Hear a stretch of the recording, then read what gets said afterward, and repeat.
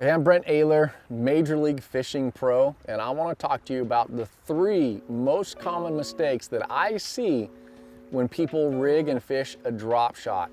I also want to tell you how to fix those mistakes.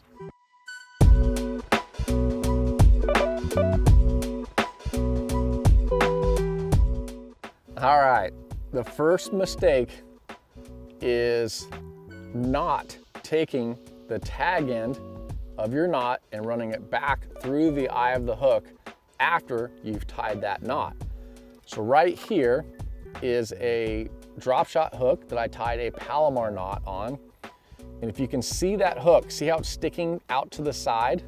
You don't want that hook sitting to the side. You want it sticking upright like this. So in order to fix that, you tie your knot. Here's the tag end from a normal knot. It happens to be a Palomar knot. I hold the hook with the hook point up, facing up, take the tag end, run it through the eye of the hook,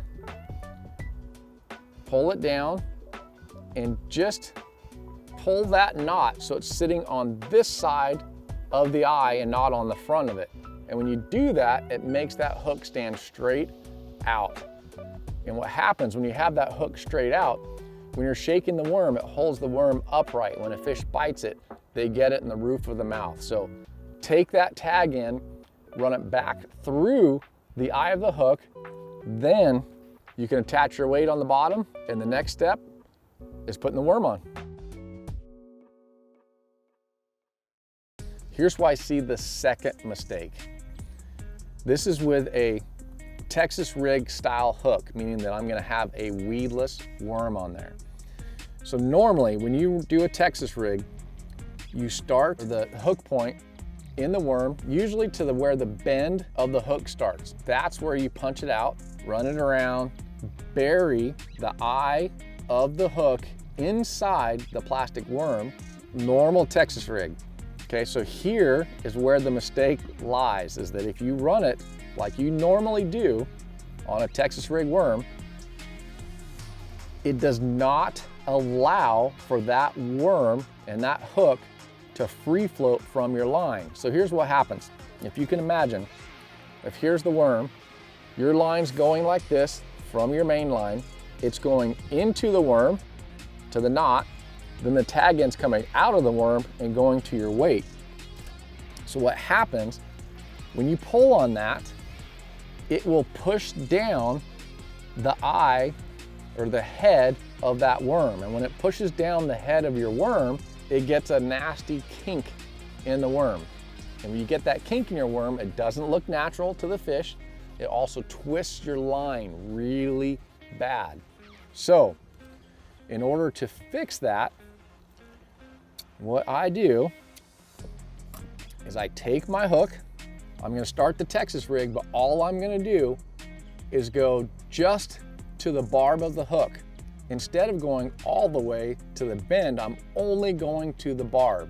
Then I do my normal Texas rig. Push it through, spin it around, run it down. But now, because I didn't run farther into that worm, the eye of my hook is now outside of the worm. So my knot and the eye of the hook are outside of the worm. So when I pull on the main line, the tag end here, it doesn't do that scrunching effect of the worm. The worm stays straight and it stays straight out and looks more natural to the fish. There's no kink in the worm now, and I'm gonna have less line twist. That is one of the biggest mistakes I see with a drop shot, and that's how you fix it.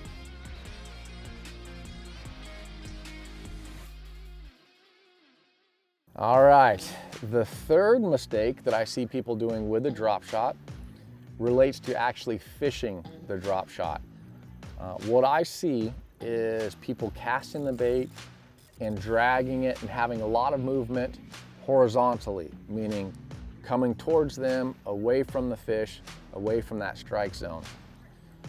The way to fix that is to think about leaving the weight in one spot and having a lot of movement on the line without having the horizontal movement back towards you. So when you cast it, you're casting to the strike zone, shake the rod, a lot of movement without a lot of pulling the weight away from you. So what I will do is cast it out, the bait's on the bottom, and I know it's on the bottom because I drop my line, I drop the rod tip, drop the line, make sure it's still not sinking. I want that weight to always be on the bottom. So every time I'm sitting there shaking it, every time I drop the rod tip, the line's not sinking.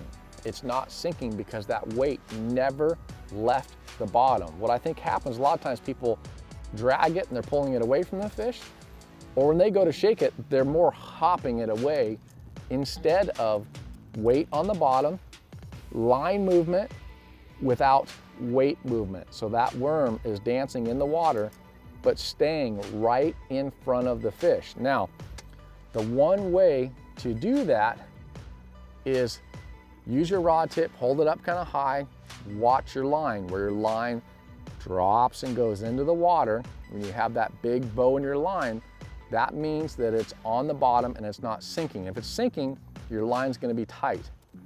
Make sure it's on the bottom, and I lift the rod to where I can just barely feel that weight.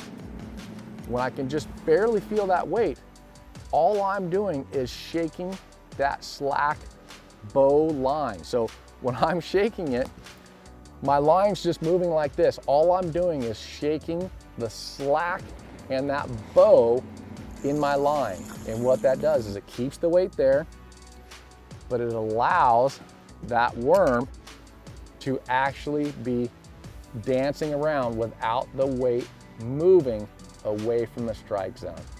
So that is the third and final most common mistake that I see when people fish a drop shot.